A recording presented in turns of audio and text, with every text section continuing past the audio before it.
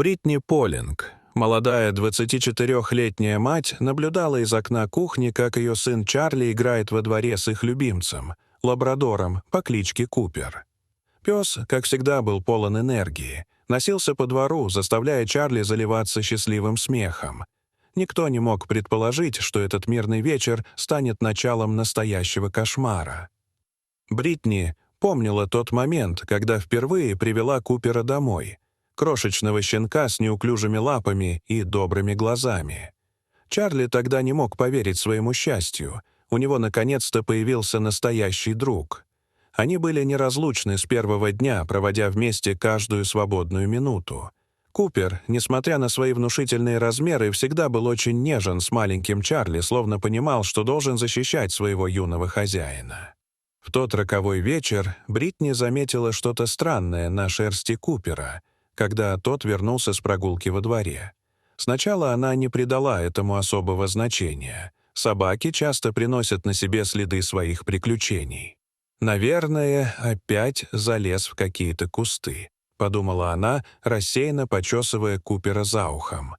Но что-то заставило ее присмотреться внимательнее. При ближайшем рассмотрении то, что она приняла за обычные колтуны или следы от насекомых, вызвало у нее смутное беспокойство. Бритни включила верхний свет и начала осторожно раздвигать густую шерсть Купера. То, что она увидела, заставило ее сердце замереть. На коже собаки виднелись странные отметины, похожие на маленькие круглые ранки. Купер, обычно такой энергичный и игривый, теперь лежал смирно, позволяя хозяйке осматривать себя. В его больших глазах читалась какая-то особенная грусть, словно он пытался рассказать ей о случившемся. Бритни провела бессонную ночь, то и дело проверяя состояние собаки, а утром она первым делом позвонила в ветеринарную клинику. Доктор Джек Хэмилтон, местный ветеринар, имел репутацию опытного специалиста, но даже он не был готов к тому, что обнаружил при осмотре Купера. Каждая найденная рана, каждый извлеченный из нее металлический шарик заставляли его лицо становиться все мрачнее. Бритни стояла рядом, прижимая к себе испуганного Чарли, который не понимал, почему его лучший друг сейчас лежит на холодном металлическом столе. История становилась все страшнее с каждой минутой осмотра. 21 снаряд, 7 металлических шариков, цифры звучали как страшный приговор. Более 50 ран на теле собаки рассказывали историю чудовищной жестокости. Одна пуля едва не задела глаз Купера, другая застряла в ухе, третья — в колене. Каждая извлеченная пуля добавляла новую главу в эту историю безумной жестокости. В те дни, когда Купер находился в ветеринарной клинике, Чарли каждый вечер раскладывал игрушки своего друга в идеальном порядке на полу своей комнаты. Плюшевый кролик, потрепанный мячик, любимая косточка — каждый предмет хранил память о счастливых днях, проведенных вместе. Мальчик засыпал, обнимая старый ошейник Купера, который мама сняла в первый день в клинике. По ночам Бритни часто слышала, как сын разговаривает во сне, зовет своего четвероногого друга. В такие моменты она сидела у его кровати, гладила по голове и шептала, что скоро все будет хорошо, хотя сама не могла сдержать слез. Каждое утро начиналось с одного и того же вопроса. «Мама, мы сегодня поедем к Куперу?» Полиция города отреагировала незамедлительно. Сержант Майкл Селлер лично возглавил расследование. Следы на деревьях во дворе Полингов рассказали свою историю. Кто-то методично, словно в тире, расстреливал беззащитную собаку. Траектория выстрелов указывала на дом соседа. Стивен Вудвард, сосед Полингов, казался обычным человеком. Никто не мог предположить, что за стенами его дома скрывается такая тьма. Открывшаяся при обыске картина шокировала даже видавших виды полицейских.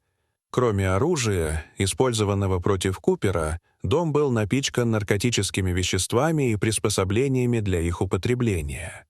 Картина преступления становилась все яснее и страшнее. Теперь мучитель о животных однозначно ждал длительный тюремный срок. Доктор Хэмилтон позже признался, что за 20 лет практики он не видел собаки с такой силой духа. Каждая процедура извлечения пуль была мучительной, но Купер лежал спокойно, словно понимая, что ему пытаются помочь. Только иногда, когда боль становилась невыносимой, он тихонько скулил, и этот звук разрывал сердца всего персонала клиники. В полицейском участке история Купера тоже не оставила никого равнодушным. Детектив Селлер каждый вечер задерживался допоздна, перепроверяя улики. Его напарник шутил, что он относится к этому делу более серьезно, чем к некоторым убийствам. «Потому что это и есть попытка убийства», — отвечал Селлер, разглядывая фотографии ран Купера. Пока полиция собирала улики, а ветеринары боролись за здоровье Купера маленький, Чарли не отходил от своего четвероногого друга. Он приносил свои любимые игрушки в ветеринарную клинику, рассказывал Куперу сказки и обещал, что скоро они снова будут играть вместе. Эта детская вера в лучшее придавала сил и Бритни, которая разрывалась между работой, заботой о сыне и постоянными визитами в клинику. Однажды утром, когда Бритни привезла сына навестить Купера, произошло маленькое чудо. Вместо того, чтобы лежать в своем уголке, пес медленно поднялся и, прихрамывая, подошел к мальчику. Чарли замер, боясь пошевелиться, а Купер осторожно лизнул его ладонь, как делал всегда, приветствуя своего маленького хозяина. Медсестры украдкой вытирали слезы, наблюдая эту сцену. Постепенно Купер начал поправляться. Антибиотики делали свое дело, раны затягивались, а в глазах собаки снова появлялся привычный озорной блеск. Но Бритни знала, что некоторые раны не видны глазу. Раны в душе ее маленькой семьи, которая столкнулась с такой бессмысленной жестокостью. Постепенно жизнь возвращалась в нормальное русло, но что-то неуловимо изменилось.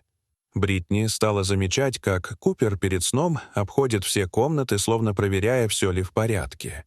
Он научился различать звук приближающейся машины Бритни и всегда встречал ее у двери, как будто говоря: «Я здесь, я защищаю наш дом». В солнечные дни Купер подолгу лежал на крыльце, наблюдая за птицами в саду. Иногда к нему присоединялся Чарли, и они могли часами сидеть в уютном молчании, наслаждаясь покоем и безопасностью родного дома. В такие моменты Бритни украдкой фотографировала их, понимая, что эти мгновения — самое драгоценное, что у нее есть. Дорогие зрители, что вы думаете об этой истории? Расскажите, пожалуйста, в комментариях. А если вам понравилось это видео, то ставьте лайк и подписывайтесь на наш канал. До свидания.